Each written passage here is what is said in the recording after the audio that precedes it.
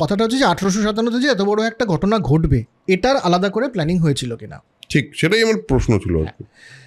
তো এবার এটার ব্যাপারে সপক্ষে যে হ্যাঁ এটা প্ল্যানিং অনেক দিন ধরে চলছিল, তার সপক্ষে 2-3টে কথা বলা হয়। একটা হচ্ছে পেশোয়া যে ছিলেন, না সরি পেশোয়া নয়, সিন্ধিয়া যে ছিলেন যার থেকে নিয়ে নেওয়া হয়েছিল গোয়ালিয়র, তার যে বিধবা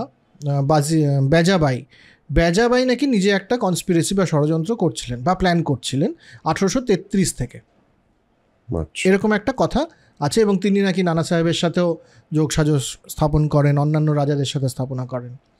মাইসোরের রাজা নাকি নিজস্ব একটা করছিলেন প্ল্যানিং, অন্যান্য রাজাদের সমস্ত মিলিয়ে টিলিয়ে।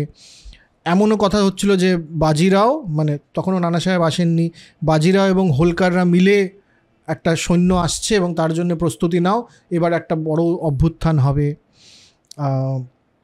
এমনও কথা হয়েছে যে এই মাইসোরের রাজা নানা সাহেব আর কি বেজাবাই এরা মিলে রাশিয়াতেও নাকি রাশিয়ার জারের কাছে লেখা হয় যে রাশিয়ার থেকে ফোর্স এসে ভারতের সাম্রাজ্য পুনঃস্থাপনের চেষ্টা করা হোক। এই সমস্ত কথা রয়েছে।